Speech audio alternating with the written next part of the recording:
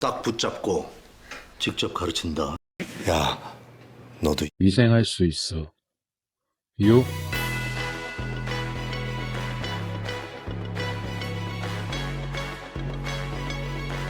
네, 안녕하세요. 두산땅입니다. 자, 오늘부터는 작업 환경 측정에 대해서 같이 알아보도록 하겠습니다. 이제 작업 환경 측정이라는 것은 우리가 작업하는 환경, 보통은 이제 건설업 같은 경우에는 소음이나 진동과 같은 사람에게 유해한 환경을 측정을 하는 거죠. 또는 PSM이라고 해서 화학 공정이 있는 경우에는 인체에게 유해한 화학물질이 있는지 작업 환경을 측정하고, 근로자의 호흡기를 통해서 발생되는 유해 인자가 어느 정도로 발생이 되는지 측정하고 분석하고 개선하기 위한 활동을 우리가 작업환경 측정이라고 합니다. 그리고 우리 산업안전보건법에서는 작업환경 측정을 작업환경 실태를 파악하기 위해서 해당 근로자 또는 작업장에 대하여 사업주가 유해인자에 대한 측정 계획을 수립한 후에 시료를 채취하고 분석 평가하는 것을 말한다라고 규정이 되어 있습니다. 그래서 우리 기업진단지도의 산업위생공학 파트에서는 작업환경 측정 어떤 부분을 알아봐야 되는지 먼저 개념을 잡아드리고 같이 문제를 풀도록 하겠습니다. 그리고 기업진단지도 산업위생공학의 작업환경 측정 파트에서는 문제가 굉장히 많이 나옵니다. 그렇기 때문에 가장 중요하게 여러분들이 이제 위생공학 여러 가지 다양한 시험 범위 중에서 꼭 공부를 해야 된다 그러면 작업환경 측정을 공부를 하시는 걸 추천드립니다. 물론 다 하면 제일 좋죠. 자, 먼저 허용 기준 먼저 보겠습니다. 이제 TLV라고 되어 있고 노출 기준이라고 되어 있습니다. 이거 뭐였죠? 우리 아기TV, 미국 정부 산업위생 전문가협회였죠. 아기가 누구였어요? 타짜, 영화에 나오는 전문가였다. 그래서 이 타짜라는 걸 어디서 봤다? TV에서 봤다. 그래서 아기TV라고 전 시간에 한번 안내를 드렸었죠. 정의 같이 보겠습니다. 거의 모든 근로자가 건강상의 장애를 받지 않고 매일 반복하여 노출될 수 있는 공기 중 유해물질의 농도 또는 물리적 인자의 강도, 이렇게 되어 있습니다. 그래서 모든 근로자가 건강상의 장애를 받지 않고 매일 반복해서 노출이 돼도 내 신체에 이상이 없는 유해물질의 농도 또는 물리적 인자의 강도를 뭐라고 한다? TLV라고 한다. 어디서 나왔다? 아기TV. 아기TV는 뭐다? 전문가협회다. 이렇게 해서 연상을 해서 알고 계시는 게 좋습니다. 그리고 또 뭐 있었죠? 아하가 있었죠? 아하. 아하는 뭐였어요? 미국 산업위생학회였다. 미국 산업위생학회는 아하고, 그쵸? 전문가협의회는 아기TV다. 이렇게 머릿속에 각인을 시켜놓으면 됩니다. 자, 2번 보겠습니다. 노출기준 사용상의 유의사항 이렇게 나와 있네요. 그래서 1번, 각 유해인자가 단독으로 존재하는 경우에 노출기준으로 2종 또는 그 이상의 유해인자가 혼재하는 경우 각 유해인자의 상가작용으로 유해성이 증가할 수 있음. 각 유해인자가 단독으로 존재하는 경우에 노출기준은 단독으로 존재하는 경우에 노출기준을 잡는다. 네, 이종 또는 그 이상의 유해인자가 혼재하는 경우, 같이 있는 경우 유해인자의 상가작용, 뭔가 혼합되거나 교반되거나 합성이 되거나 분해가 되면서 유해성이 증가할 수 있다라고 되어 있는 겁니다. 굉장히 중요한 내용이었습니다. 노출 기준은 1일 8시간 작업을 기준으로 제정되어 근로자의 작업 강도, 온열 조건, 이상 기압 등이 영향을 미칠 수 있으므로 재반 요인에 대한 고려를 같이 해야 한다. 1일 8시간은 뭐예요? 우리가 주 5일 근무를 하는 거죠. 그러면 주 40시간입니다. 요 기준입니다. 근로기준법 기준. 그래서 작업 강도, 유해인자가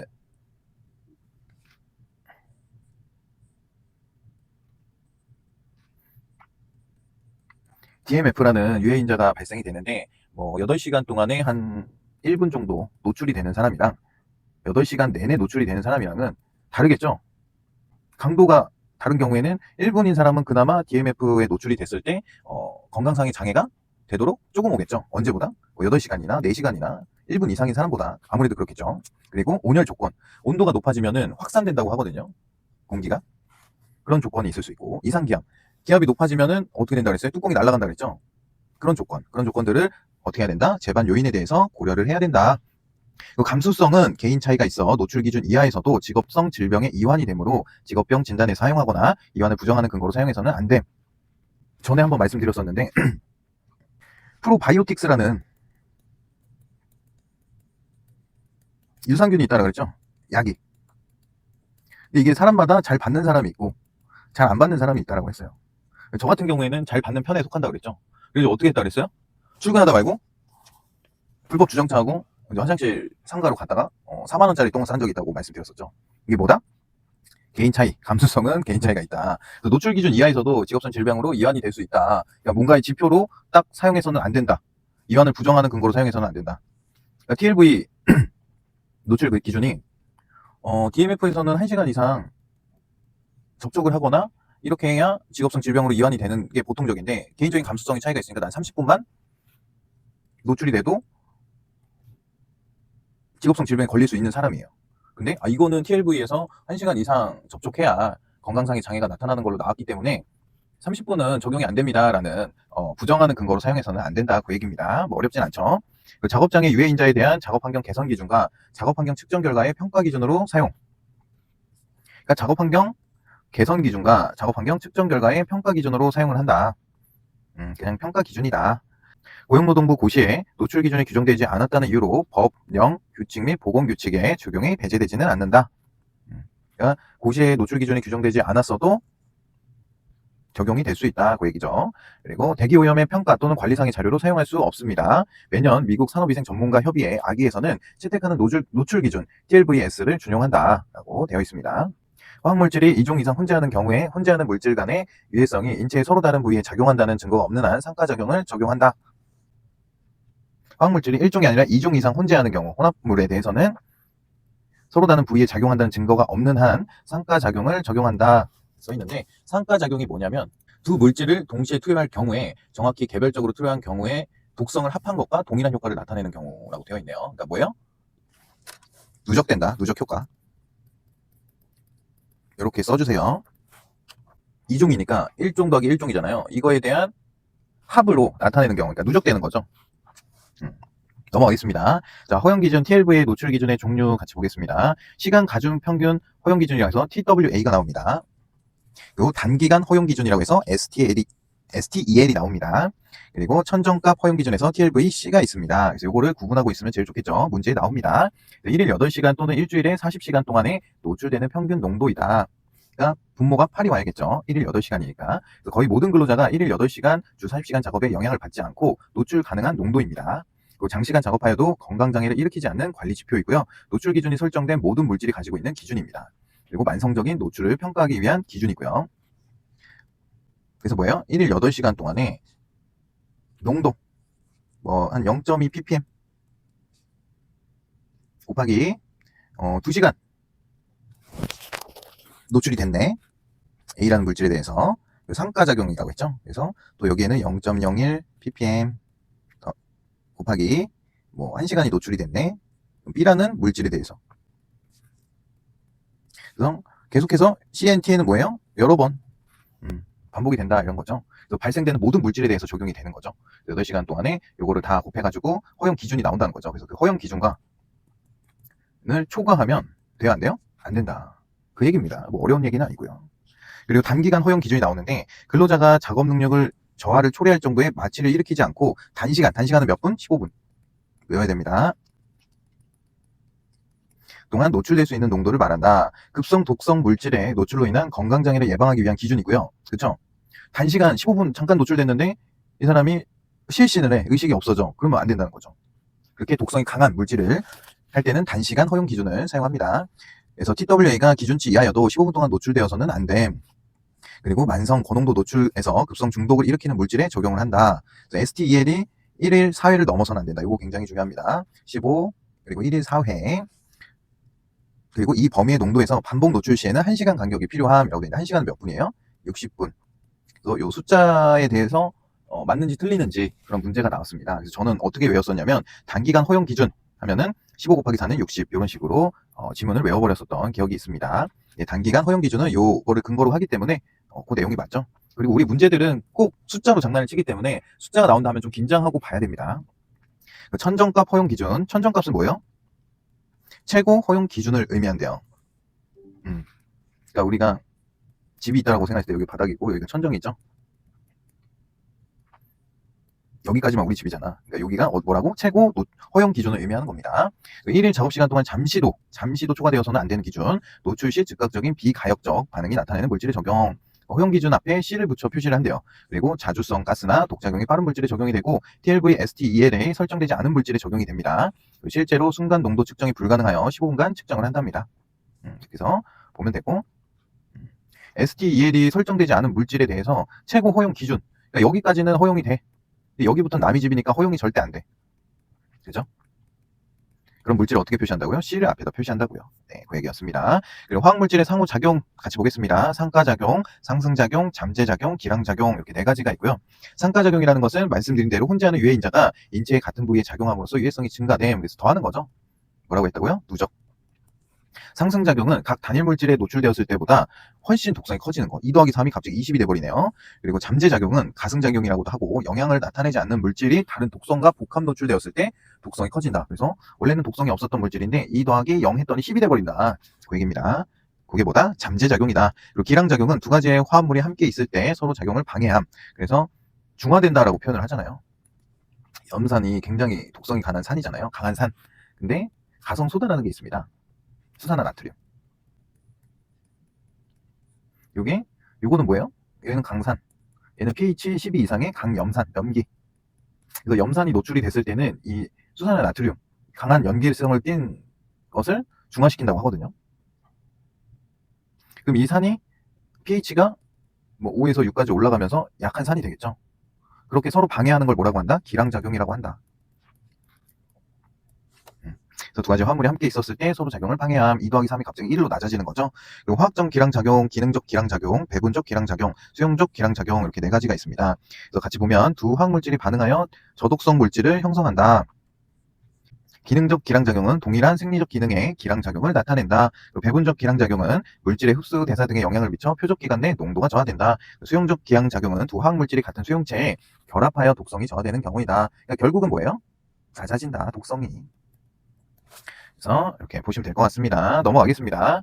노출 기준 보정 방법에서 오샤의 보정 방법 나옵니다. 급성 중독 보겠습니다. 보정된 노출 기준은 8시간 노출 기준 곱하기 노출 시간 데이로 나누고 그리고 8시간을 위에 올려놓습니다. 그리고 만성 중독은 보정된 노출 기준이 8시간 노출 기준 곱하기 작업 시간 주 밑에 내려오고 그리고 8시간을 곱해서 보정을 합니다. 그리고 브리프랑 스케이카의 보정 방법이 있네요. 그래서 여기까지는 굳이 알려고 안 했으면 좋겠다. 예, 이런 계산하는 문제가 아직까지는 출제된 적이 없기 때문에 그냥 한 번씩 눈으로 보시면 될 것 같습니다. 그리고 혼합물 보겠습니다. 화학물질이 2종 이상 혼재하는 경우에 혼재하는 물질들 간의 유해성이 인체의 서로 다른 부위에 작용한다는 증거가 없는 한 유해작용은 가중되므로 노출 기준은 다음 식에 따라 산출하되 산출되는 수치가 1을 초과하지 아니한 것으로 함게 되어 있네요. 그래서 노출 기준분의 화학물질 간의 각각의 측정치를 다 더하는 거죠.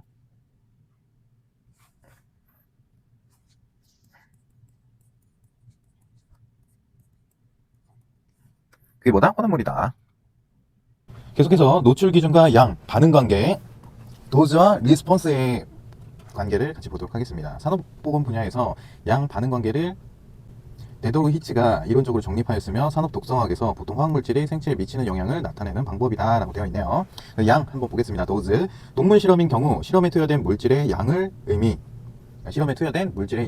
의미합니다. 양을 얼마큼 넣었을 때 어떤 반응이 오는지 요거를 보는 거겠죠.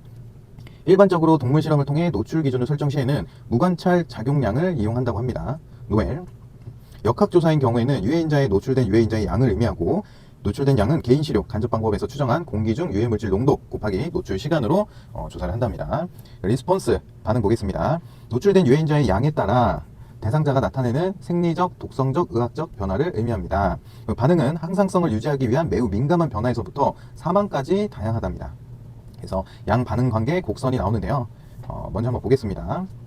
양 반응 관계 곡선은 항상성 유지 단계, 보상 단계, 고장 단계로 구분되며 곡선의 기울기가 완만하나 보상 단계를 넘어서면 곡선의 기울기가 급해진다. 이것은 인체의 기능 장애가 급격히 진행, 즉 공장 단계를 의미한다. 그러니까 원래는 이렇게 항상성 유지 단계는 곡선이 이렇게 높지 않는데 그래도 여기까지는 정상 기능을 유지한답니다. 근데 정상 기능이 고장나면 기하급수적으로 올라가는 요 구간을 뭐라고 한다? 고장 장애라고 한다. 항상성 유지 단계에는 사람의 기능이 어느 정도 유지가 되고 있기 때문에 건강 장애가 그렇게 높진 않지만 그걸 넘어서는 순간 정상 기능을 유지하지만 유해인도 강도가 높아지면 높아질수록 조금씩 부서지겠죠. 그러다가 이제 조절 기능의 한계가 왔을 때는 그냥 기하급수적으로 늘어난다. 그 얘기입니다. 그래서 보상 유지 단계에는 노출 기준을 설정하고 인체의 방어기 전에 유해인자를 제거하여 기능 장애를 방지할 수 있는 단계입니다. 고장 단계는 비가역적이라고 얘기를 하고요.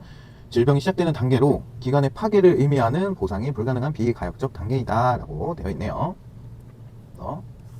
보시면 되고, 이 그래프가 중요했습니다. 자, 작업 환경 측정 같이 보겠습니다. 작업 환경의 실태를 파악하기 위하여 해당 근로자 또는 작업장에 대하여 사업주가 측정 계획을 수립한 후 시료를 채취하고 분석 평가하는 것, 이렇게 써 있네요. 작업 환경의 실태를 파악하기 위해서 해당 근로자 또는 작업장에 대해서 누가? 사업주가 측정 계획을 수립한 후 시료를 채취하고 분석 평가하는 것입니다. 작업 환경 측정 대상 유해인자가 총 엄청 많아요. 유기화합물 114종, 금속류 24종, 산화칼륨 17종, 가스상 물질류 15종류, 허가 대상 유해물질 12종, 금속 가공류 1종, 물리적 인자 2종, 분진 7종 이렇게 있는데, 이거를 다 외우면 좋겠지만 구분만 할 수 있으면 된다고 저는 생각하거든요. 어떤 게 금속인지, 어떤 게 물리적 인자인지, 어떤 게 분진인지 이 정도 분류하고 계시면 문제 푸는데 전혀 문제가 안 된다. 같이 보겠습니다. 계속해서 작업 환경 측정 제외 작업장, 임시 작업 및 단시간 작업을 하는 작업장은 제외합니다. 그리고 관리 대상 유해 물질의 허용 소비량을 초과하지 않는 작업장, 그러니까 뭐 허용 소비량이 뭐 넘어서거나 이러지 않은 작업장까지 굳이 다 작업 환경을 측정할 필요는 없다는 거죠. 그 분진 작업의 적용 제외 작업장, 그리고 그 밖에 작업 환경 측정 대상 유해인자의 노출 수준이 노출 기준에 비하여 현저히 낮은 경우로서 고용노동부 장관이 정하여 고시하는 작업장은 어떻게 한다? 작업 환경 측정을 제외할 수 있다. 작업 환경 측정 순서로는요, 예비 조사를 하고 위해도 평가에 대해서 측정 전략을 수립한답니다. 그리고 측정 기구에 보정을 하고요, 시료를 채취하고, 시료 채취는 어떻게 한다고 했어요?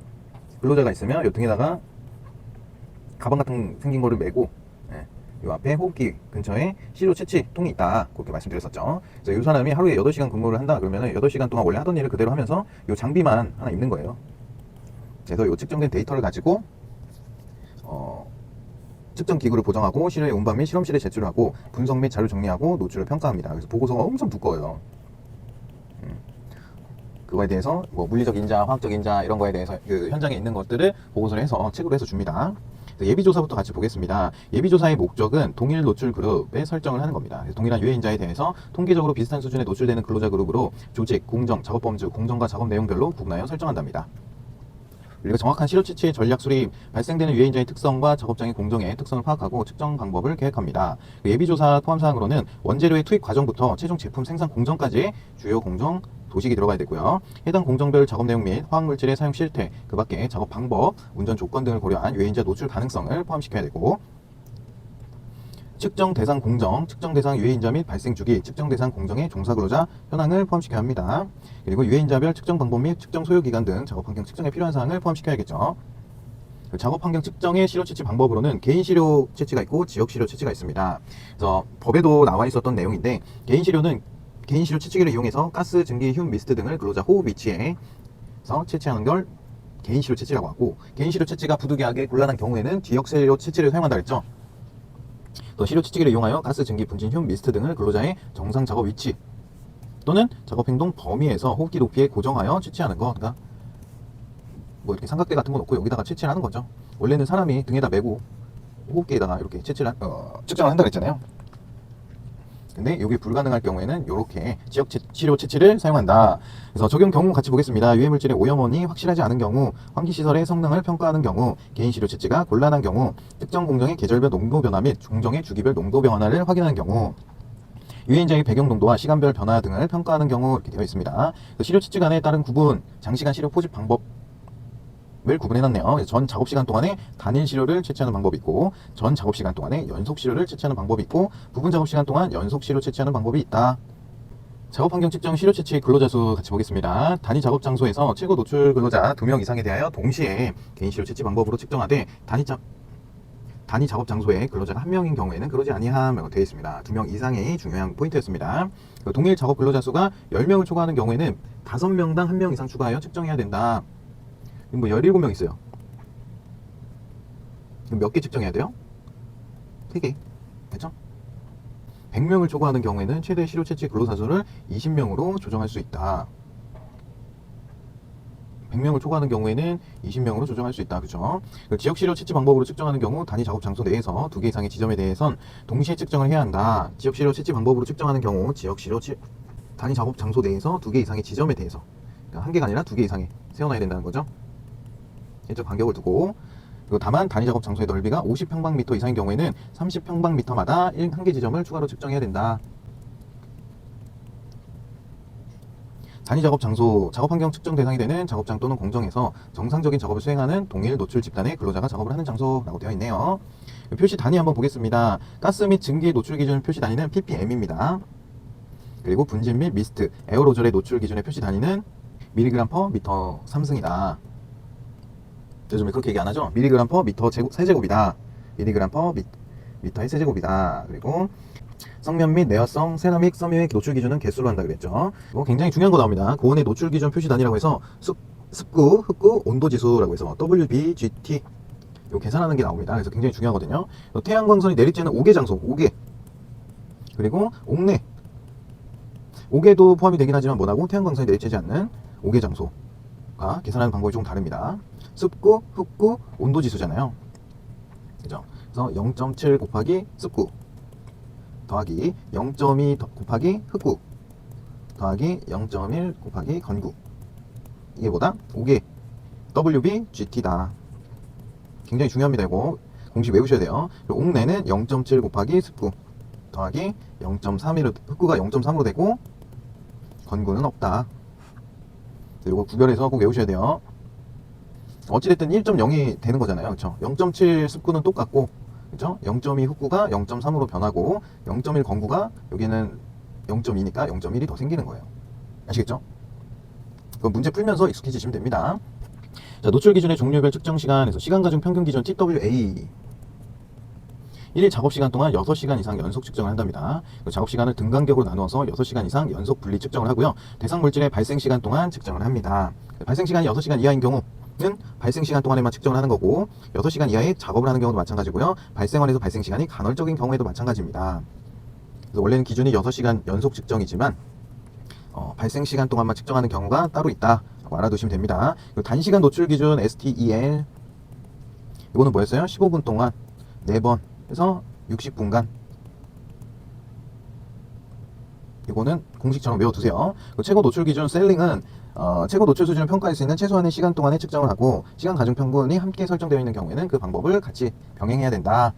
자, 소음 수준의 측정 보겠습니다. 소음 측정 기기 해가지고 누적 소음 노출량 측정기, 적분형 소음계, 이와 동등 이상의 성능이 있는 것, 지시 소음계 해가지고 개인시로 측정이 불가능한 경우에는 지시 소음계를 쓴답니다. 소음 측정 방법, 발성 시간을 고려한 등가 소음 레벨 방법, 그래서 소음을 지시 소음계와 동등 이상의 성능이 있는 기기로 측정한 경우에는 예외다. 소음계의 첨간 보정 회로는 A 특성, 소음 지시침의 동작은 느린 상태, 뭐 이렇게 돼 있는데 이걸 한번 읽어보세요. 자, 입자성 물질의 측정 및 분석 방법 보겠습니다. 성면, 광물성 분진, 용접 흉 모두 여과채취 방법을 사용을 한답니다. 그리고 성면은 개수라 그랬죠? 광물성 분진은 석영, 크리스토바라이트, 트리디아마이트를 분석할 수 있는 적합한 방법. 다만 규산염과 그 밖의 광물성 분진은 중량 분석 방법으로 분석을 한답니다. 그래서 입자상 물질은 여과채취 방법이 일반적이다라고 보시면 될 것 같습니다. 그 외에 입자상 물질도 마찬가지로 여과채취 방법을 측정을 하고, 분석은 중량 분석 방법이나 유해물질 종류에 따른 적합한 방법으로 분석을 한다. 여기는 어찌됐든 여러분들이 뭐 표준 기구 나오고 오차 나오고 이런 데는 외워야 될 거는 외우고 가셔야 되거든요. 그래서 문제를 통해서 어떤 식으로 문제가 나왔는지 보시는 게 이해가 좀 더 빠르실 것 같습니다. 저도 마찬가지로 요거에 대해서 정확하게 어떤 개념을 잡아드려야 될지는 모르겠는데, 요거는 그냥 작업 환경 측정을 하시는 분들에게 특정하는 방법, 실험하는 방법, 그거에 대해서 나온 내용들인 것 같기 때문에 우리가 요거까지 다 정확하게 집중 있게 보기에는 조금 무리가 있다. 그래서 요게 뭔지 읽어도 사실 무슨 말인지 잘 모르시거든요. 요거는 이제 단순히 문제에서 어떻게 나왔는지 여러분들이랑 같이 보면서 같이 풀어보도록 하겠습니다. 어찌됐든 요 내용들이 없어지는 거 아니고 여러분 교재에 있으니까 한 번씩 읽어보시는 거를 추천드립니다. 이런 것들 굉장히 중요하거든요. 문제 계속 반복돼서 나오고. 그래서 요거는 문제랑 같이 한번 보도록 하겠습니다. 진짜 어렵네요, 위생공학. 정말 꼼꼼하고 좀 내용을 깊게 넣어주셨는데, 저도 단순히 이거를 읽어드리는 거 외에는 설명을 추가적으로 못 드리기 때문에 모르는 걸 아는 척하고 설명을 드릴 수가 없어요. 자, 용어 정의 같이 보겠습니다. 몇 페이지냐면요, 좀 내용을 많이 건너뛰었어요. 257페이지입니다. 왜냐면 제가 설명을 못하는데 억지로 붙잡고 앉아가지고 그걸 읽어드리는 것보다는 시험에 나올 법한 내용들만 콕콕 찍어드리는 게 여러분들이 보기에도 좀 더 편하고, 좀 시간적 여유가 있으신 분들은 앞에 있는 개념 정리 내용을 충분히 보시고, 그리고 산업보건 지도사 2과목이 있습니다. 2과목 산업위생 파트. 이걸로 공부를 해보시고 잘 안 풀리면 개념에 있는 내용으로 충분히 여러분이 공부해서 할 수 있으니까 그렇게 하시면 좋을 것 같고, 저는 조금 시험에 나올 법한 내용들, 그리고 기출됐었던 내용들 위주로 조금 빠르게 풀어드리도록 하겠습니다. 자, 용어 정의 보겠습니다. 액체 채취 방법은 액체를 사용하는 거겠죠? 안 나와요, 이런 거. 고체는 고체의 입자층을 통해서 뭐 이렇게 하는 거다. 그리고 직접은 여기 키워드만 알면 되죠. 왜냐면 이게 지문으로 나왔을 때 우리가 액체라는 단어가 있어야 되는데 고체로 바꿔놨어. 그럼 요거가 이제 틀린 지문이겠죠. 그런 식으로 이제 찍어낼 수 있을 정도로만 키워드를 잡으면 돼요. 직접 채취란 직접 채취를 뭐겠어요? 직접 채취대 또는 진공 채취병 등의 채취 용기를 물질을 채취하는 방법을 말한다. 뭐 직접 채취하는 게 직접 채취다 이렇게 되어 있잖아요. 그렇죠? 냉각 응축은 냉각된 관 등 이런 건 안 나오겠죠. 여과 채취는 여과제를 통해서, 개인 시료 채취는 이런 게 차라리 나올 수 있습니다. 근로자 호흡 위치라고 해야 되는데 지역이랑 바꿔가지고 문제를 낼 수 있다. 지역 시료 채취법은 근로자의 작업 행동 범위에서 호흡기 높이에 고정하여 채취하는 것을 말한다. 이렇게 해야 되는데 무릎 높이에 고정하여 채취하는 것을 말한다라고 얘기하면 틀린다 지문이 되겠죠. 그런 것만 구분하실 수 있으면 돼요. 노출 기준이란 산업안전보건법 106조에서 정한 작업환경 평가 기준을 말한다. 요거 최고 노출 기준이란 별표 20일에 따른 작업환경 측정 대상 유해인자가 가장 많이 노출될 것으로 간주되는 근로자를 말한다. 최고 노출 근로자란 단위 작업 장소란 작업 장소 또는 공정에서 정상적인 작업을 수행하는 동안 노출 집단의 근로자가 작업을 하는 장소를 말한다. 호흡성 분진이란 호흡기를 통해서 폐포에 축적될 수 있는 크기의 분진을 말한다. 그렇죠? 이런 게 중요해요, 사실은. 흡입성이란 호흡기의 어느 부위에 침착하더라도 독성을 일으키는 분진을 말한다. 엄청 헷갈리죠? 호흡성 분진은 뭐예요? 폐포에 축적될 수 있는 크기의 분진을 말하고, 흡입은 호흡기 어느 부분이라도 침착되면 독성을 일으키는 분진을 말하는 거고, 이거 구분하는 게 더 중요하겠죠? 그 입자상 물질이랑 화학적 인자가 공기 중으로 분진, 흉, 미스트 등의 형태로 발생되는 물질을 말한다.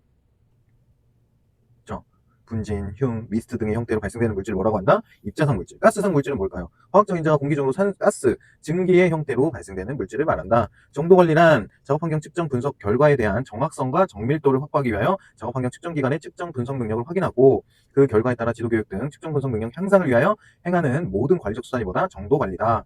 정도검사라는 말도 알고 계시죠? 같은 말입니다. 정확도란 분석지가 참값에, 옳은값에 얼마나 접근하였는가 하는 수치상의 표현을 말한다. 정확도가 뭐였어요? 우리 심리평가에서는 타당도라고 했었죠. 정밀도란 일정한 물질에 대해 반복 측정을 분석을 했을 때 나타내는 자료의 분석지의 변동 크기가 얼마나 작은가 하는 수치상의 표현을 말한다. 그러니까 반복 측정을 했을 때 어느 정도로 일관되냐. 일관된 정도를 뭐라고 한다? 정밀도. 이건 뭐예요? 그러면 신뢰성이다. 그죠? 일신타정이라고 했잖아요. 그렇게 보고 넘어가면 됩니다. 작업환경 측정 및 정도관리 등에 관한 고시 참조하시면 되겠습니다. 그래서 이제 문제로 같이 어떤 문제들이 작업환경 측정에서 나왔는지 내용을 보고 요 밑에 플러스 학습이나 해설이 달려있기 때문에 그거를 보면서 여러분들이 문제를 어떻게 접근을 해야 되는지에 대해서 안내를 드리겠습니다. 자, 24년 70번 문제로 나왔던 거고요. 화학물질 및 물리적 인자의 노출 기준에서 노출 기준 사용상의 유의사항으로 옳지 않은 것은 틀린 거 고르는 거네요. 읽어보겠습니다. 1번부터. 각 유해인자의 노출 기준은 해당 유해인자가 단독으로 존재하는 경우의 노출 기준이다. 맞죠? 맞는 얘기입니다. 노출 기준은 2번 보겠습니다. 노출 기준은 1일 8시간 작업을 기준하여 제정된 것이다. 맞죠? 노출 기준은 직업병 진단에 사용하거나 노출 기준 이하의 작업 환경이나 이유만으로 직업성 질병의 이완을 부정하는 근거 또는 반증 자료로 사용해서 돼요? 안 돼요? 안 된다. 맞는 얘기입니다. 노출 기준은 대기오염 평가 또는 관리상의 지표로 사용해서는 안 된다. 그렇죠? 처음에 다 말씀드렸던 내용이죠. 자, 상승작용을 하는 화학물질 2종 이상이 혼재하는 경우에는 유해인자별로 각각 독립적인 노출 기준을 사용해야 된다고 했어요. 아니면 같이 합쳐가지고 최종적인 것으로 노출 기준을 사용해야 된다고 했어요. 여기 써있네요. 상승작용을 하는 화학물질은 2종 이상의 경우에는 갑자기 기하급수적으로 커진다고 했죠. 훨씬 독성이 커지기 때문에 뭐다? 정답은? 틀린 답은 5번 지문이었다. 그래서 이 내용들을 여러분들이 모르면 찍을 수도 없잖아요. 그렇죠? 그래서 정확히 구분하고 알고 계시면 좋습니다. 그래서 여기 보면 아까 처음에 말씀드렸던 상가작용, 상승작용, 잠재작용, 기량작용 이렇게 4가지가 있다. 그래서 이 숫자를 보면 굉장히 이해하기 쉽게 적어주셨어요. 네, 그렇죠?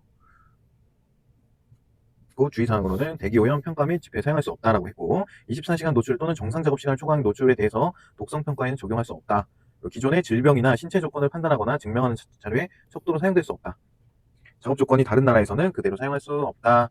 안전농도와 위험농도를 정확히 구분하는 경계선이 아니다. 독성의 강도를 비교할 수 있는 지표가 아니다. 반드시 산업위생 전문가에 의하여 설명되고 해석되고 적용되어야 한다. 피부로 흡수되는 양은 고려하지 않는다. 산업장애 유해 조건을 평가하고 건강장애를 예방하기 위한 지침일 뿐이다. 허용 기준은 뭐였어요?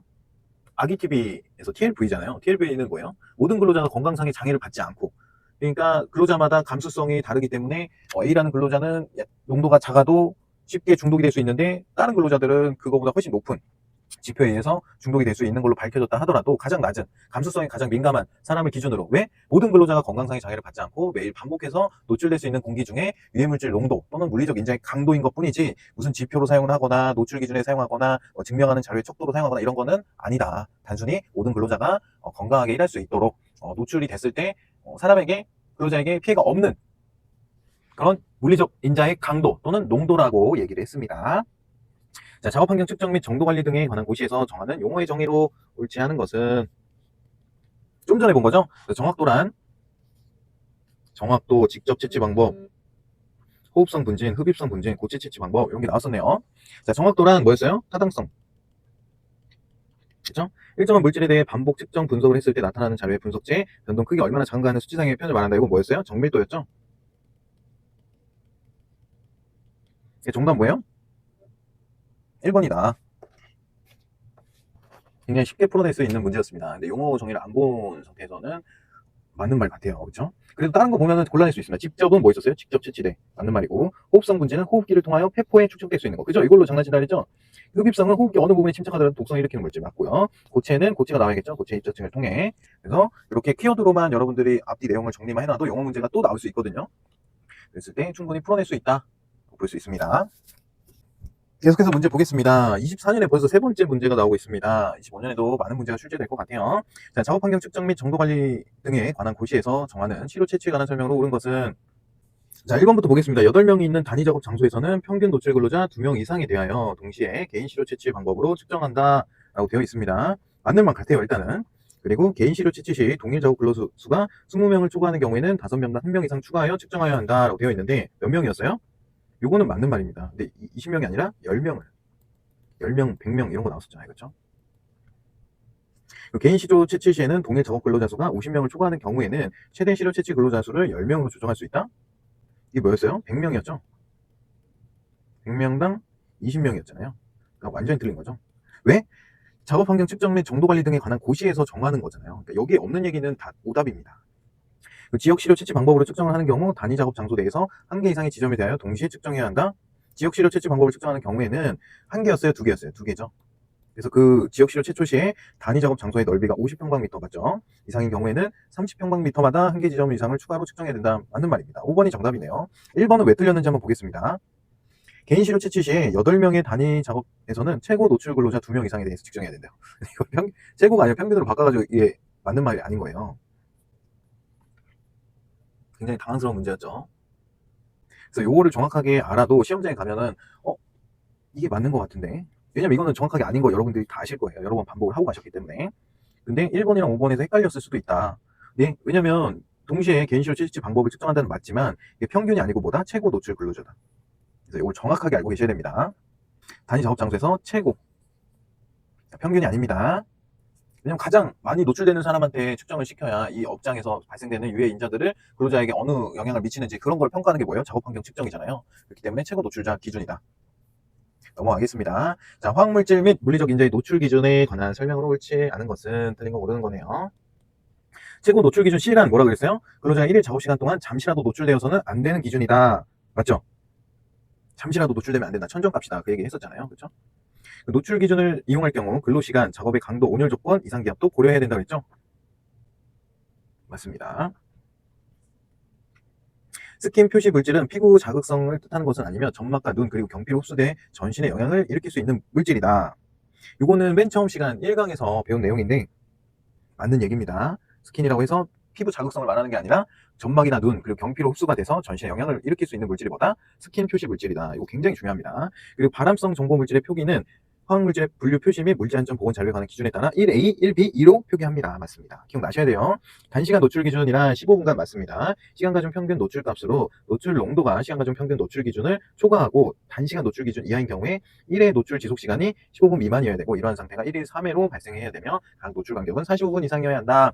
15 곱하기 3은 45잖아요. 근데 뭐였어요? 15 곱하기 4는 60이었다. 그래서 뭐예요? 정답은 틀린 게 5번. 그렇죠? 굉장히 쉽게 풀 수가 있습니다. 여기 보면은 15분간 1일 4회 1시간을 제가 60분으로 바꾸라 그랬죠? 15 곱하기 4는 60이다. 이런 거에 낚이시면 안 돼요. 자, 다음 문제 보겠습니다. 작업환경 측정 대상 유해인자에는 해당하지만 특수건강진단 대상 유해인자는 아닌 것은, 이러면서 특수건강진단 대상 유해인자가 아닌 것을 찾으라고 했습니다. 근데 요거는 이제 작업환경 관리 다음 파트에서 정확하게 배울 거기 때문에 지금은 그냥 정답만 보고 넘어가겠습니다. 해설 보면 디에틸아민, 요게 이제 정답인데, 디에틸 에테르 무스프 탈산 브로마 메틸 피리딘은 작업환경 측정 대상 유해인자면서 특수건강진단의 대상 유해인자의 물질이라고 나와 있습니다. 요거는 작업환경 관리 파트에서 정확하게 암기하게 하도록 하겠습니다. 넘어갈게요. 일단은 이런 문제도 출제가 된다. 이게 굉장히, 이건 찍을 수밖에 없는 문제예요. 근데 대략적으로 눈에 한번 발라놓고서 찍는 거랑 아예 모르고 이게 뭔 얘기야 하고 찍는 거랑은 전혀 다른 거라고 계속 말씀드리고 있습니다. 자, 수동식 시료 채찍에 관한 설명으로 옳지 않은 것은, 자, 수동식 시료 채찍에 대해서 한번 보도록 하겠습니다. 여기 능동식과 수동식이 있는데 이 개념 파트에서도 있었던 내용입니다. 연속 시료 채취는 유해물질이 포함된 공기를 흡착관이나 흡수액에 통과시켜 공기로부터 유해물질을 분리하는 방법입니다. 능동식은 시료 채취 펌프의 흡착 원리를 이용해서 강제적으로 시료 공기를 통과시키는 방법이고요. 시료 분석 시 정확도와 정밀도가 우수하다. 시료 채취 과정이 다소 복잡하다. 공기 포진용 펌프를 근로자에게 부착해야 된다. 측정 전후 펌프의 유량 보정을 해야 한다. 이게 능동식 시료 채취 방법이고, 수동식은 뭔가 수동으로 하는 거겠죠. 가스상 물질의 확산, 투과 원리를 이용한대요. 별도의 장비나 교육 없이 사용이 가능하고 이지하고요. 작업 장내 최소한의 기류가 있어야 한다. 공기의 이동이 있어야 된다. 시료 채취의 시간, 기류, 온도, 습도 등의 환경적 영향을 받겠죠. 그리고 가벼워서 이동성이 용이하고 경제적이다. 주로 고농도에서 사용한다고 합니다. 수동식은 주로 고농도에서 사용을 한다. 왜? 기류가 살짝만 있어도 그 농도를 측정하기가 쉬운 거는 고농도겠죠, 아무래도. 저농도는 뭔가 분석하고 뭐 현미경으로 더 봐야 될 것 같고, 그죠? 그런 느낌이잖아요. 이 정도만 보고 한번 문제를 풀어보겠습니다. 자, 수동식 시료 채취기에 관한 설명으로 옳지 않은 것은 틀린 거네요. 간섭의 원리는 뭐였어요? 능동식이었다. 장점은 간편성과 편리성이다. 그렇죠? 이지하다라고 분명히 말씀드렸습니다. 이건 맞는 얘기고, 작업 장내 최소한 기류가 있어야 한다. 그렇죠? 시료 채취 시간, 기류, 온도, 습도의 영향을 받을 수밖에 없다. 매우 낮은 농도를 측정하려면 능동식에 비하여 더 많은 시간이 소요된다. 그렇죠? 농도가 낮으면 잘 측정이 안 되겠죠. 그래서 정답은 1번이었다. 이 내용은 구분해서 정확하게 알고 계시면 좋을 것 같습니다. 문제에 나옵니다. 그러니까 뭐예요? 능동식은 시료 채취 펌프의 흡착 원리를 이용해서 강제적으로 시료 공기를 통과시키는 방법이고, 수동식은 최소한의 기류로 물질의 확산, 이게 스스로 확산되는 거, 그리고 투과 원리를 이용해서 별도의 장비나 교육 없이 사용할 수 있게끔 이지하다. 그런 정도를 서로 구분해서 보시면 될 것 같습니다. 넘어가겠습니다. 자, 화학물질 및 물리적 인자의 노출 기준 STEL에 관한 설명이다. 가로 안에 기억, 니은, 디귿 모두 합한 값은, 그러니까 다 합쳐야 되는 거예요. 기억 더하기 니은 더하기 디귿 한번 해보겠습니다. 단시간 노출 평균이란 몇 분의 시간 과정 평균 노출 값이었어요? 15분이었죠? 그리고 단시간 노출 기준 이하인 경우 1회 노출 지속 시간이 15분 미만이어야 되고, 이러한 상태가 4일 이하로 발생되어야 하며 각 노출의 간격은 1시간이었으니까 60분. 그럼 뭐예요? 90. 정답은 90이다. 그죠? 여기서 15 더하기 4 더하기 60 이러고 있으면 안 돼요. 정확하게 문제를 읽어야 돼요. 1회 노출 지속 기간은 15분. 15분. 그렇죠? 여기에 왜냐면 4일이라는 게 한 번 나왔으니까. 그냥 함정에 걸릴 수 있는 문제이기 때문에 조심하셔야 됩니다. 자, 보겠습니다. 우리나라 작업환경 측정에서 화학적 인자 시료 채취 매체의 연결이 옳은 것은, 이게 찍을 수밖에 없는 문제라고 저는 생각합니다. 예, 어렵거든요. 이게 종류가 굉장히 많고 화학적 인자가 종류가 굉장히 많은데, 시료 채취 방법이 여기에 써 있는 것만 해도 뭐 막여가지, 뭐 활성탄관, 실리카겔관, 뭐 등등등 또 있습니다. 그렇기 때문에 이걸 매칭해서 외우는데 시간이 굉장히 많이 걸리고, 사실 우리가 다 정확하게 알 수가 없다. 이건 틀리라고 내는 문제 같아요. 아무리 생각해도. 이걸 진짜 다 외우고 계신 분들이 계신지 모르겠지만 한번 설명을 드려보겠습니다. 활성탄관을 사용하는 경우에는 탄소 성분이 함유된 물질인 경우가 많아요. 대부분이 탄소 성분이 함유된 물질들은 활성탄관을 이용하기 때문에 대부분 활성탄관에 해당이 됩니다. 근데 여기에 우리가 C가 포함되어 있는지 한글로만 봐서는 전혀 모르잖아요.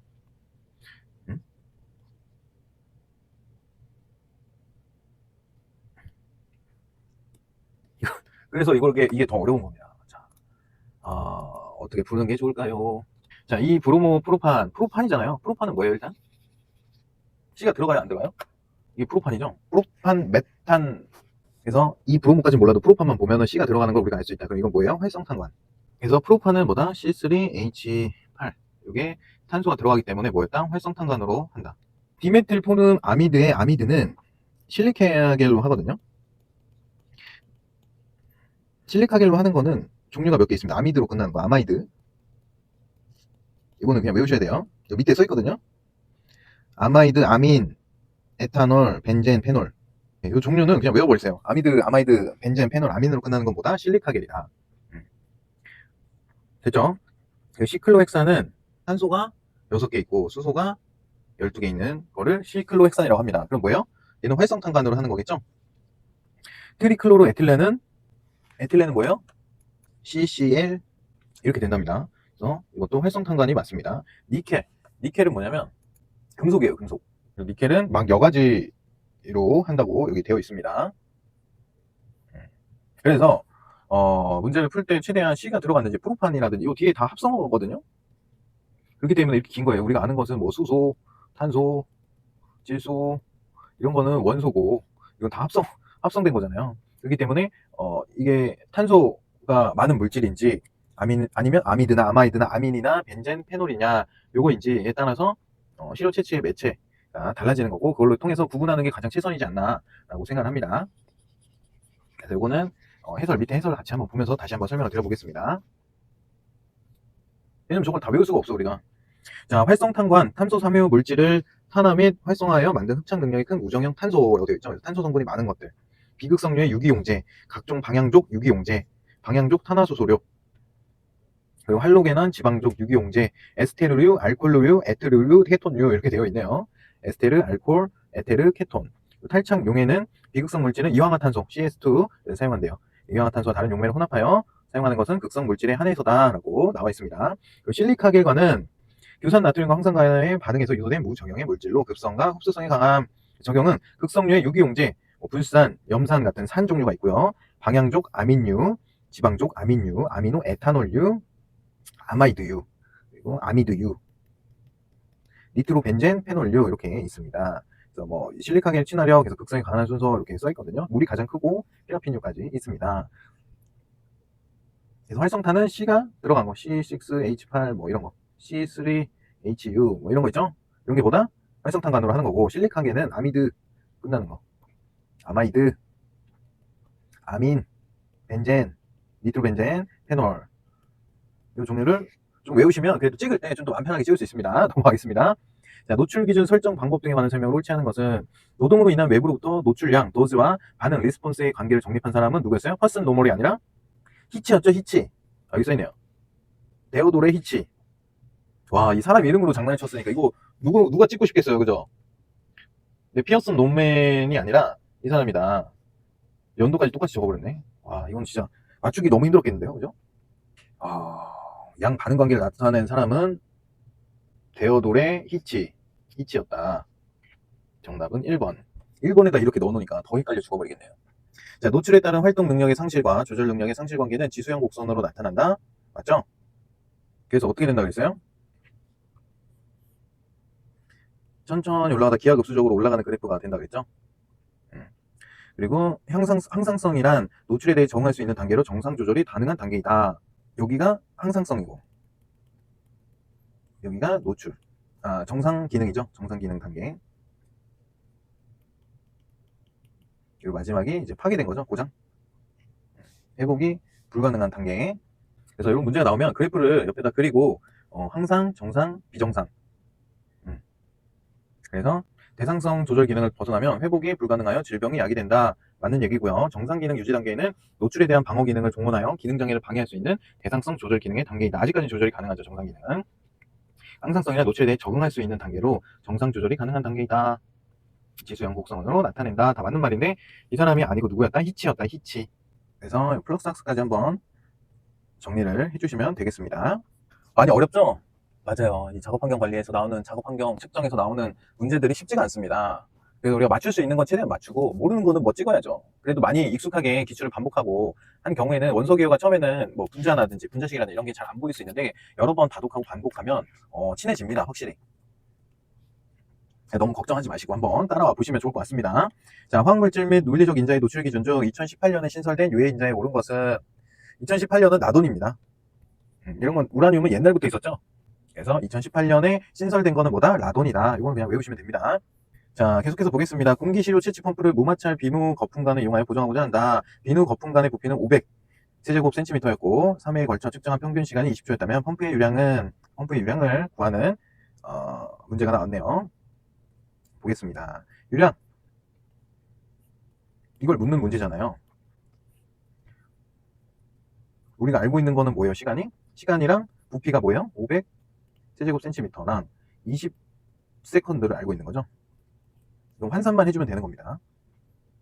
1리터는 1000 세제곱 센티미터로 환산이 됩니다. 이게 뭐냐면 cc예요. cc. 1000cc가 1리터죠. 우리 맥주 마실 때 요즘 1000cc 한 잔도 나오잖아요. 뭐 역전 할맥 같은 데 가면 엄청 큰 맥주 잔에다가 주는 게 원래 500cc 잔이 기본이었는데 1000cc 잔이 나옵니다. 이게 뭐다? 1000 세제곱 센티미터다. 그리고 이거는 뭐다? 결국엔 1리터다. 아시겠죠? 그래서 요걸로 이제 단위 환산을 하는 거예요. 요거랑 없애지고 우리는 리터가 필요한 거니까, 그렇죠? 단위 환산을 하기 위해서 넣는 겁니다. 그리고 이제 분으로 바꿔야겠죠? 그럼 60세컨드는 몇 분이에요? 1분이잖아요. 그럼 요것도 단위가 날아가는 겁니다. 그래서 이렇게 곱하면은 뭐예요? 65, 30 공 3개 분의 20 공 3개 20, 30 나누기 20이네요, 결국에. 그러면 1.5리터 분의 분이다. 간단하게 풀 수 있는 문제였습니다.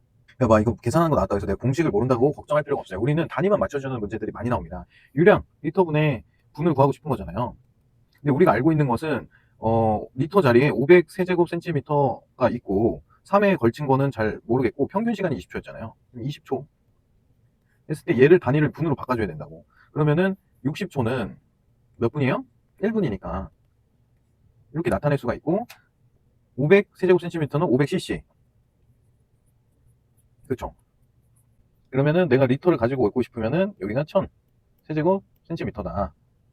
그래서 얘랑 나눠주고 얘랑 없애주고 그러면은 분이랑 리터만 나왔잖아. 이 상태에서 서로 곱해주면 된다. 그래서 정답은 이렇게 푸는 거. 이해가 안 되시는 분들은 댓글로 남겨주세요. 제가 요거 문제 푸는 방법에 대해서 다시 알려드리겠습니다. 웬만하면 이렇게 말씀드리면 이해가 되니까. 이거 그죠? 유량 구하는 공식이니까. 넘어가겠습니다. 자, 화학물질 급성 중독으로 인한 건강 영향을 예방하기 위한 노출 기준만으로 옳은 것은 우리가 배운 거 뭐 있었어요? 급성 중독, 셀링이 있었죠? 천정값. 그리고 단시간 노출 기준 STEL이 있었습니다. 그 두 개 들어간 게 뭘까요? 3번이네요. 이렇게 정말 간단하게 풀 수가 있는 문제예요. 여기서 뭘까, 왜 이걸까라고 고민할 필요가 없이 급성 중독이라고 나왔잖아요. TWA는 뭐였어요? 1일 8시간 동안에 노출되는 평균 농도였죠.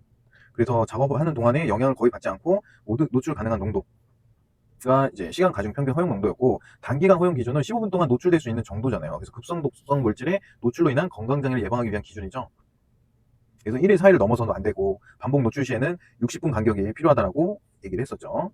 천정값은 이거 넘으면 무조건 안 되는 거였죠. 이거 넘으면 뭐예요? 남의 집 들어가면 혼나잖아요, 그죠? 그렇게 보시면 되겠습니다. 다음 문제 보겠습니다. 유해물질 측정과 분석에 관한 설명. 옳은 것은 공기 중 먼지 농도를 표현하는 단위는 ppm이다. 맞나요? ppm은 뭐였어요? 가스랑 증기를 표현하는 게 pp였죠. ppm. 그리고 먼지, 분진, 미스트는 뭐였어요? 미리그램 퍼 미터 3승. 이거였죠? 그래서 이거는 틀린 겁니다. 공기채취 펌프 화학물질 분석기기는 1차 표준 기구이다. 이건 안 배웠습니다. 자, 미세먼지에서 중금속은 크로마토그래피로 정량한다. 이것도 안 배웠습니다. 개인 시료 채취에 의한 농도는 종합적인 유해인자 노출을 나타낸다. 공기 중 유기용제는 대부분 고체 흡착관을 채취한다. 해설 같이 보겠습니다. 자, 공기 중 유기용제는 대부분 고체 흡착관인 활성탄관이나 실리카겔을 이용해서 채취한답니다. 그래서 5번이 맞는 말이고요. 활성탄은 비극성 물질이나 낮은 극성 물질을 채취하기에 적합한 흡착제이며 실리카겔은 극성이 높은 물질을 채취하기에 적합한 흡착제입니다. 그래서 1번은 먼지 등 공기 중 먼지는 증기가 아닌 분진에 해당하므로 미리그램 퍼 미터 3승 이렇게 나타낼 수 있고, 공기 채취 펌프와 화학물질 분석 기계는 1차 표준 기구로 보정하는 2차 표준 기구라고 되어 있네요. 그래서 이건 뭐예요? 1차 표준 기구로 보정하는 2차 표준 기구이다. 그렇기 때문에 틀린 말이었고, 미세먼지의 중금속은 일반적으로 원자 흑강 강도계와 유도변화 플라즈마로 정량한다고 되어 있는데 크로마토그래피, 가스 크로마토그래피라고 하거든요. 그래서 가스를 측정할 때는 크로마토그래피로 하고, 미세먼지나 중금속은 원장 흡강 강도계와 유도결합 플라즈마로 정량한답니다. 개인 시료 채취에 의한 농도는 개인의 노출 수준을 평가한답니다. 종합적인 유해 인자도는 나타낼 수 없다. 자, 표준기구에서 보정기구 나오네요. 1차 표준기구는 물리적 크기에 의해서 공간의 부피를 직접 측정할 수 있는 기구로서 기구 자체가 정확한 값을 제시함. 2차 표준기구는 공간의 부피를 직접 측정할 수가 없어서 1차 표준기구로 보정을 해야 한대요. 종류 보면 비누 거품미터, 폐활량계, 가스 취한병, 유리 피스토미터, 흑연 피스토미터, 피토튜브 이런 게 있고, 2차 표준기구로는 노타미터, 습식 테스트미터, 건식 가스미터, 오리피스미터, 열선 기계 이륙계 뭐 이런 거 있는데 우리 진짜 알 필요 없거든요. 지문을 그냥 외우는 걸 추천드립니다. 자, 넘어가겠습니다. 작업 환경 측정 과정에서 예비조사 활동에 해당하지 않는 것은 여러 유해인자 중 위험이 큰 측정 대상 유해인자 선정, 시료 채취 전략 수립, 노출 기준 초과 여부 결정, 공정과 직무 파악, 노출 가능한 유해인자 파악 뭐 이렇게 되어 있는데요. 예비조사 활동에 해당하지 않는 것은, 자, 여러 유해인자 중 위험이 큰 측정 대상 유해인자를 선정해야겠죠. 어떤 게 가장 큰지 선정을 해야 되고, 그리고 시료 채취 전략을 수립해야겠죠. 노출 기준 초과 여부를 결정하는 거는 작업 환경 측정 결과 평가 및 보고 단계, 그러니까 마지막 단계죠. 일단 이건 틀린 거고, 공정과 직무를 파악해야 된다고 했고, 노출 가능한 유해인자를 파악해야 됩니다. 그래서 정답은 3번이었다. 예비조사의 목적 아까 처음에 말씀드린 내용이 있습니다. 그래서 이해 안 되시는 분 한 번 더 읽어보시는 걸 부탁드려요. 그래서 동일 노출 그룹에 설정을 해야 되고, 정확한 시료 채취의 전략을 수립해야 되고, 그리고 공정까지 주요 공정을 도식을 포함시켜야 되고, 측정 대상, 유해인자 발생 주기, 측정 대상 공정의 종사 근로자 현황도 포함을 시켜야 되고, 유해인자별 측정 방법 및 측정 소요기간 등 작업 환경 측정에 필요한 사항을 포함시켜야 된다라고 말씀드렸습니다. 다음 문제 보겠습니다. 화학물질 및 물리적 인자의 노출 기준에서 공기 중 성면 농도의 표시 단위는 뭐였어요? 개수였죠, 개수. 정답 5번. 굉장히 이지합니다. 이런 문제가 나오면 얼마나 좋을까요? 그쵸? 자, 비누 거품 미터의 뷰렛 용량은 500ml이고, 지나가는데 10초가 소요되었다면, 이거의 유량은, 같은 문제 계속 나오죠? 그러면은 뭐예요? 1리터는 1000ml고, 60초는 1분이라고 했죠? 그러면 초를 없애자고, 밀리리터를 없애자고, 그럼 요 단위가 완성이 되잖아요. 그쵸? 그럼 500 곱하기 60분의 10 곱하기 1000. 이거죠? 5, 6에 30 곱하기 0세개고, 이거는 10 곱하기 1000이니까 0세개고, 요거 없애면 3이죠? 2번. 굉장히 쉽죠? 이런 문제는 계산할 수 있어야 돼요, 진짜로. 네, 이게 계산이 안 된다? 그럼 점점 힘들어집니다. 왜냐면 산업안전 일반에서도 계산 문제가 두 문제 이상 나오기 때문에, 이런 계산기 없어도 필 수 있는 문제들은 무조건 맞추셔야 돼요. 아시겠죠? 자, 유해인자 노출 평가에서 고려할 사항이 아닌 것은, 유해인자 노출 평가에서 고려해야 되는 사항을 한번 골라볼게요. 그러면 노출 평가를 하기 위해서는 노출 시간, 빈도, 강도 이런 게 들어가야 되겠죠. 그리고 흡수 경로 이런 거 들어가야 되는 작업 숙련도 필요한가요? 딱 봐도 아니죠. 이런 약간 상식 문제는 틀리면 안 되겠죠. 뭐 이런 걸 알고 있든 모르고 있든 풀 수 있는 문제였습니다. 작업 숙련도랑 유해인자 노출 평가랑은 아무 상관없죠. 내가 작업 짬바가 20년이 넘어. 그럼 나한테는 노출이 안 되나요? 아니죠. 개인 감수성에 따라서 달라진다라고 말씀드렸습니다. 자, 유해인자 노출 기준에 관한 설명으로 옳은 것은, 아기TV는 미국에서 법적 구속력이 있다? 아니죠. 구속력이 있는 건 뭐였어요? 아하가 이제 구속력이 있었죠. 대부분의 노출 기준은 인체 실험에 의한 결과에서 설정된 것이다? 아니죠. 동물로 한다 그랬죠, 동물. 우리나라 노출 기준은 미국의 오샤페를 준용하고 있다? 아니죠. 아기TV를 준용하고 있죠. 노출 기준이 초과하면 질병은 대부분 발생하나요? 아니죠. 항상성이 있고 정상 기능 단계가 있고, 그거를 초과해야 이제 고장이 난다라고 얘기를 했잖아요. 그렇기 때문에 대부분 발생하는 게 아니라 그냥 기준이다. 여기 써있네요. 노출 기준 초과해도 질병이 대부분 발생하진 않은. 정답 5번이겠네요. 자, 일반적으로 노출 기준 설정은 인체 면역에 의한 보상 수준을 고려한 것이다. 일반적으로 노출 기준은 거의 모든 근로자에게 건강상의 장애를 받지 않고 매일 반복하여 노출될 수 있는 공기 중 유해 물질의 농도 또는 물리적 인자의 강도를 말하므로 인체 면역에 의한 보상 수준도 고려해야 된다. 맞는 말입니다. 정답 5번. 넘어가겠습니다. 자, 다음 중 노출 기준에 관한 설명으로 옳은 것은, 고용노동부 노출 기준은 작업환경 측정 결과의 평가와 작업환경 개선 기준으로 사용할 수 있다? 맞죠? 그러기 위해서 작업환경을 측정하는 거잖아요. 그렇죠? 정답 또 1번이네. 2번부터 같이 보겠습니다. 왜 틀렸는지. 일반 대기오염의 평가 또는 관리상의 기준을 사용할 수 없으나 실내 고용, 공기 오염의 관리 기준을 사용할 수 있다? 그런 얘기 있었나요? 그런 얘기 없었습니다. 그 MSDS에서 아세톤의 노출 기준은 500ppm, 폭발 한계는 2.5%로 표시되었다면 LEL 노출 기준보다 500배 높은 수준이다. 자, MSDS에서 아세톤의 노출 기준 500ppm, 폭발 한계는 2.5%로 표시되었다면 LEL은 노출 기준보다 500배 높은 수준이다 라고 되어 있는데 이거 계산해보면 됩니다. 2.5, 폭발 한계가 2.5%죠. 노출 기준보다 500배 높은 수준이라고 하니까 500ppm 곱하기 500배 하면은, 자, 요것만 계산해 보겠습니다. 5, 25에 0이 하나, 둘, 셋, 넷, 4개죠. 5, 25에 500배니까. 25,000ppm은 퍼센트로 가려면 만을 빼야 돼요, 만. 왜냐면 ppm은 100만 분의 1. 여기 써있죠? 100만 분의 1. 퍼센트는 100분의 1이기 때문에 만을, 요 차이값이 만이잖아요, 만. 그래서 요거를 나누면 25%가 되는 겁니다. 그래서 2.5%가 아니라 25%로 표시가 됐어야지 맞는 거고, 또 반대로 2.5%로 표시가 됐다면 500배가 아니라 50배 높은 수준이어야겠죠. 그래서 요거는 계산해서 푸시면은 굉장히 쉽다. 그죠?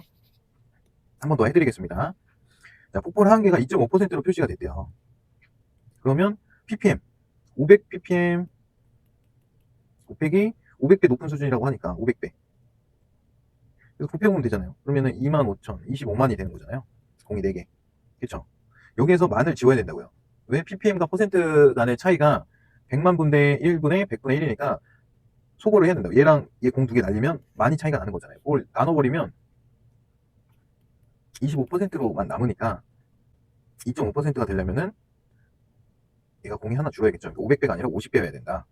단순히 계산해서 풀 수 있는 문제였습니다. 자, 우리나라는 작업자가 노출되는 소음을 누적 노출 양계로 측정할 때 80dB, 크리테리아로 90dB, 익스체인지 레이트로 5dB 기준을 적용하므로 만일 78dBA에 8시간 동안 노출되었다면 누적 소음량은 10에서 50% 사이에 있을 것이다. 자, 이게 무슨 말이냐면 여기까지는 맞는 말이거든요. 트레스홀드에는 80dB이 맞고 90대 크리테리아는 90, 그리고 익스체인지 레이트는 5dB 기준을 적용을 하는 거는 맞아요. 근데 78dBA에서 8시간 동안 노출되었으면 누적 소음량은 10에서 50%가 아니라 안전한 거죠. 왜냐면 80dB부터 측정이 되는 거니까. 그래서 이게 10에서 50이 아니라 0%다. 타격이 없다. 누적 소음량은 0%다. 80dB부터 측정이 가능하기 때문입니다. 그래서 이것도 틀린 답이었다. 최고 노출 기준 셀링은 1일 작업시간 중 잠시라도 넘어서는 안 되는 농도이므로 만일 15분 동안 측정하였다면 측정치를 15로 보정하여 노출 기준을 비교한다. 아니죠? 잠시라도는 뭐예요? 1초라도 넘어서는 안 되는 농도이므로 보정할 필요도 없죠. 그래서 이것도 틀린 말이었고, 정확한 정답은 1번이었다. 굉장히 어렵네요. 어려운 문제는 이렇게 어려워요. 근데 저도 문제를 읽으면서 풀잖아요. 그럼 이게 20초 안에 풀 수 있는 문제인지 아닌지 이제 답이 나오잖아요. 그런 거 어떻게 하라고? 별표 해놓고 넘어갔다가 나중에 천천히 생각을 해보고 풀고 안 되면은 찍어야죠. 자, 넘어가서 보겠습니다. 산업위생 전문가가 수행한 활동을 옳지 않은 것은, 자, 트리클로로에틸렌을 사용하는 작업자 하루 10시간 동안 이 물질에 노출되는 것을 발견하고 노출 기준을 보정하여 측정치를 평가하였다. 그렇죠? 원래는 8시간만 근무하는 걸로 되어 있는데 10시간 동안 측정을 했으니까 8시간으로 보정하여 측정한 것은 바람직하다. 결정체 석영은 노출 기준이 호흡성 분진이 되어 있어 이에 노출되는 작업자에 대하여 음막 여과지로 채취하였다. 석영은 뭐였죠? 음막 여과지가 아니라 PVC 여과지로 채취하는 것이 바람직합니다. 그래서 2번이 틀린 거고, 유성 페인트를 여러 가지 유기용제가 포함된 신호로 희석하여 도장하는 작업장에서 노출 평가 시 각각의 노출 기준과 상호작용을 고려하여 평가하였다. 유성 페인트를 여러 가지 유기용제가 포함된 신호로 희석하여 도장하는 작업장에서는 노출 평가 시 각각의 노출 기준과 상호작용을 고려하여 평가하였다. 맞죠? 그렇게 해야겠죠? 발암성이 있는 목재 분진도 있으므로 원목의 재질을 조사하여 평가하였다. 그렇죠? 폭이 넓은 도금조에 측방형 후드가 설치되어 있는 작업장에서 적절한 제어 속도가 나오지 않아 이를 푸시풀 후드로 교체할 것을 제안하였다. 그렇죠? 좋은 방향으로 제안하는 건 좋은 거죠. 2번 막 여과지가 아니라 PVC 여과지였다. 그래서 이것도 모르면 사실 말하기가 힘든데 이 밑에 보면 적어주셨어요. 막 여과지랑 PVC 막 여과지랑. 이것도 시간이 여유가 되시는 분들은 암기하셔야 됩니다. 다음 작업 환경 측정 및 평가에 관한 설명을 옳은 것은, 자, 가스상 물질을 치료로 채취할 때 일반적으로 수동식 방법이 능동식 방법보다 정확성과 정밀도가 높다. 뭐가? 능동식 방법이 정확성과 정밀도가 더 높다라고 했죠. 그래서 이거는 틀린 거고, 유기용제나 중금속의 검출 한계는 시료를 반복 분석하여 구할 수 있지만 중량 분석을 하는 호흡성 분진은 검출 한계를 구할 수 없다. 해설을 보면 유기용제 중금속 분진의 검출 한계는 시료를 반복하는 등의 방법을 통해 구할 수 있다라고 되어 있네요. 그래서 반복 분석하여 구할 수 있지만 중량 분석을 하는 호흡성 분진은 검출 한계를 구할 수 있다죠. 검출 한계라는 것은 LOD로 리미트 오브 디텍션 해서 어느 정해진 분석 절차에 따라 합리적인 확실성을 가지고 검출할 수 있는 가장 적은 농도나 양을 말합니다. 그래서 구할 수가 있다. 월 30시간 미만인 임시 작업을 행하는 작업장의 경우 법적으로 작업 환경 측정 대상에서 제외될 수 있다. 월 30시간이 아니라 몇 시간이에요? 20시간, 24시간입니다. 작업 환경 측정 자료에서 만일 기하 표준 편차가 1 미만이라면 이 통계치는 높은 신뢰성을 가졌다고 할 수 있다. 작업 환경 측정 자료에서 만일 기하 표준 편차가 1 미만이라면 이 통계치는 높은 신뢰성을 가졌다고 할 수 있다. 1 미만이라도 항상 높은 신뢰성을 가졌다고 볼 수는 없답니다. 콜타르 피치, 코크스 오븐 배출 물질, 디젤 배출 물질에 공통적으로 함유된 산업보건학적 유해 인자 중 하나는 다액 방향 쪽 탄화수소이다. 콜타르 피치, 코크스 오븐 배출 물질, 디젤 배출 물질에 공통적으로 함유된 게 뭐라 그랬어요? 다액 방향 쪽 탄화수소 PAHS. 이게 뭐였어요? 벤젠고리. 그래서 정답은 5번이었다. 그래서 이것도 지문이랑 외워야겠죠? 넘어가겠습니다. 자, 근로자 보호를 위한 작업 환경 노출 기준에 관한 설명으로 옳은 것은 단시간 노출 기준은 8시간 시간 가중 평균 노출 기준보다 높게 설정된다. 단시간 노출 기준은 뭐였어요? 15분간 4회 1 최대 60분 이라고 했기 때문에 시간 가중 평균 노출 값은 1일 8시간 시간 가중 평균 노출 기준보다 높게 설정되어 있는 게 맞다. 정답은 1번이네요. KLVA란 미국 산업보건청이 아니라 아기TV였죠. 그래서 틀린 거고, 단시간 노출 기준은 주로 만성 독성을 일으키는 물질을 대상으로 설정한다. 단시간 노출 기준은 단시간 독성을 일으키는 물질을 대상으로 설정합니다. 만성 독성이 나왔기 때문에 틀린 거고, 노출 기준은 직업병의 발생 여부를 판단하는 기준이다. 아니죠? 노출 기준을 직업병의 진단에 사용해서는 안 된다고 했습니다. 두 가지의 이상의 화학물질 동시에 노출될 때는 기준이 낮은 화학물질을 기준으로 노출 기준이 낮은 걸까요? 높은 걸까요? 높은 걸 해야 되고, 합쳐졌을 때 더 위험해지는 물질이 있고, 뭐 중화가 되는 물질이 있고, 이런 걸 다 종합적으로 판단을 해야겠죠. 상가작용에 의해서 유해작용은 가중된다. 그래서 증거가 없는 경우에는 유해작용은 가중이 된다라고 보는 거고, 동시에 노출될 때는 혼재되는 물질 간의 유해성이 인체의 서로 다른 부위에 작용한다는. 그래서 뭐 더하기 2 더하기 3은 20이다. 뭐 이런 숫자로 아까 배웠었잖아요. 그런 것처럼 높은 물질 또는 합쳐졌을 때 더 나쁜 물질, 그런 것까지 다 판단을 해야겠죠. 그래서 틀린 문장이었습니다. 근데 또 문제가 어려운 것 같으면서도 나오는 데서 나오기 때문에 우리가 어찌됐든 위생공학은 7문제가 출제된다고 했을 때 3문제 내지 4문제만 정확하게 풀고 나머지 3문제에서 2문제는 이제 가벼운 마음으로 찍으셔도 됩니다. 그죠?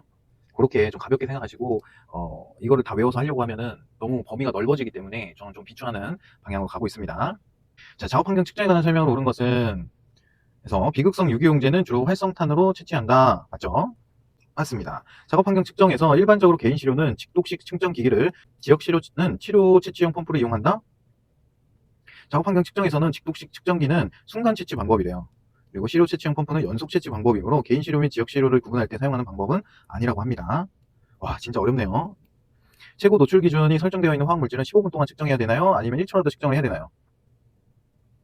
최소한의 시간을 측정하라고 되어 있었죠. 15분은 단시간 노출 기준이었다. 소음 노출 한계로 소음을 측정할 때에는 트레스홀드로는 30dB, 크리테리아는 90dB, 익스체인지 레이트는 5dB로 설정한다. 맞는 말입니다. 산업안전보건법에 의하여 실시하는 작업환경 측정에서는 8시간 시간 가중 평균을 측정하기 위해서 최소한 5시간인가요? 6시간이었죠. 그래서 틀린 거고, 정답은 그럼 1번, 4번 두 개인가 본데요. 맞네요. 활성탄과는 비극성류의 유기용질을 측정한다. 방향족 탄화수소류, 에스테르류, 알코올류, 에테르, 케톤류가 있었다. 이거 계속 나오기 때문에 계속 보시면 됩니다. 그럼 익숙해져요.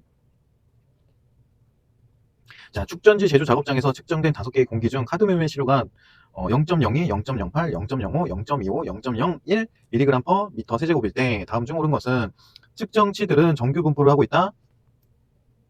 정규 분포는 뭐예요?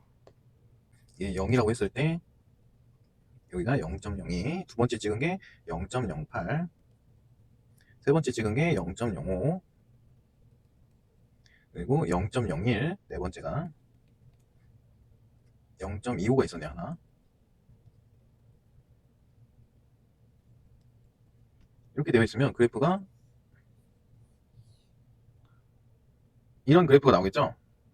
근데 정규 분포라는 건 뭐냐면 우리 요런 게 정규 분포입니다. 이런 그래프가 뭐라고요? 정규 분포인데 그래프가 완전 다르죠.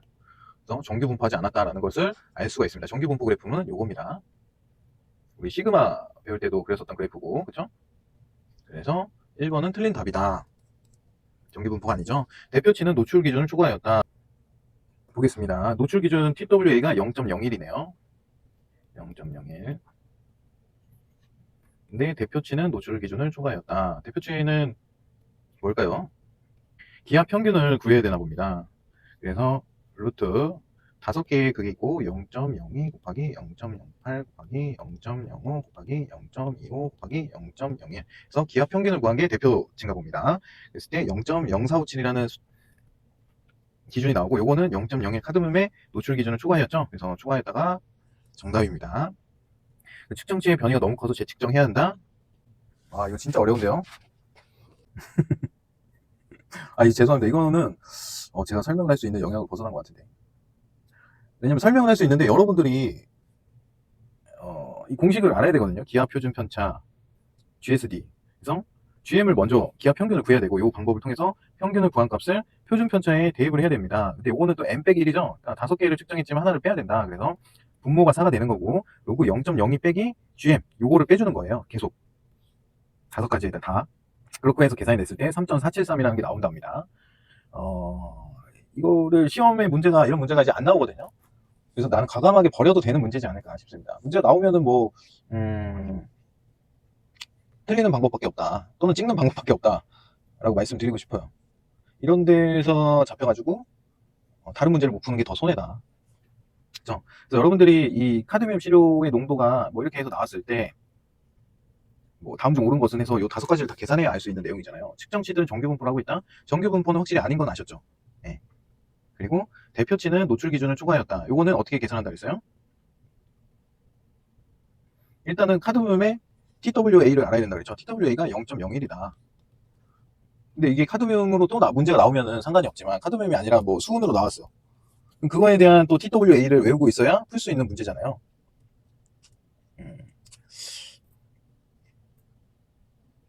그리고 GM과 GSD가 나오는데 GSD가 킹받네요.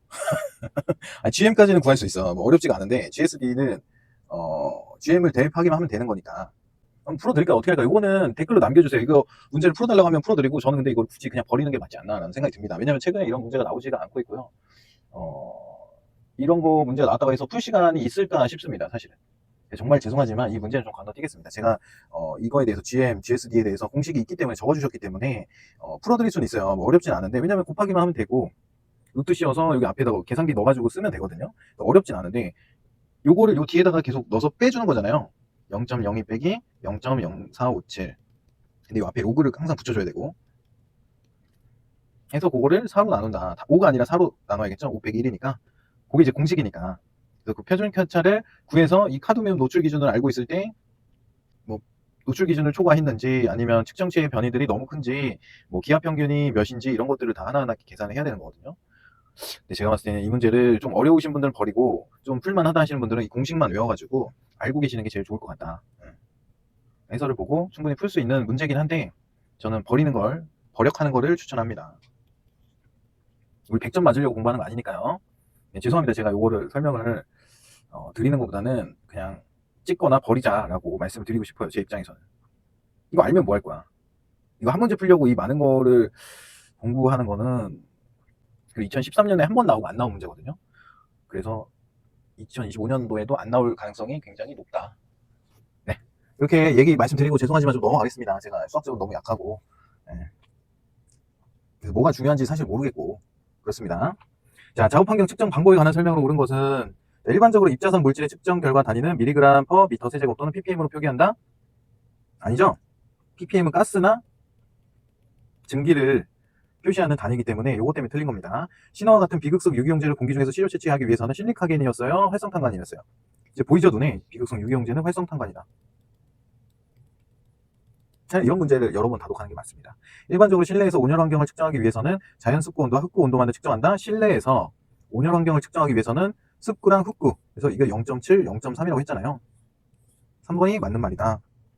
그리고 작업장 근로자의 소음 노출 수준을 측정하기 위해 사용하는 지시소음계는 패스트 모드로 설정하여 측정해야 된다? 아니에요. 슬로우로 해야 돼요. 슬로우. 그렇기 때문에 틀린 거고, MC 여과지를 이용하며 성면을 포집하기 전후에 실시하는 시료 채취 펌프의 유량 보정을 실제보다 낮게 평가했다면 최종 측정 결과인 공기 중 성명 농도는 과소평가하게 된다? 시료 채취 펌프의 유량 보정을 실제보다 낮게 평가했다면 최종 측정 결과인 공기 중 성명 농도는 과대평가하게 된답니다. 과소평가가 틀렸고 과대였다. 이렇게 보고 넘어가겠습니다. 아, 진짜 어렵네요. 작업 환경 측정. 어려운 문제는 우리가 손도 못 댈 정도로 어렵고, 쉬운 문제는 뭐 고시나 지침에서 나오는 문제들이기 때문에 뭐 그렇게 여러분들이 걱정할 정도는 아니다. 그래서 오늘은 여기에서 끝하겠습니다. 다음 시간에는 작업 환경 관리에 대해서 한번 쭉 보도록 하겠습니다. 근데 작업 환경 측정에서 문제가 굉장히 많이 나오고, 많이 나온 해는 24년 같은 경우에는 3문제까지도 나왔거든요. 그래서 여러 번 다독을 하고 개념 정리도 다독을 하면 여러분들 충분히 대응이 가능하다. 아시겠죠? 그래서 제가 설명을 다 100%못 드린 거에 대해서는 죄송한 마음이 들고, 저도 이제 전공이 아예 아니기 때문에 좀 어려운 부분도 있었습니다. 좀 양해 부탁드리고요. 다음에 더 좋은 강의로 찾아뵙겠습니다. 자, 오늘은 여기서 끝!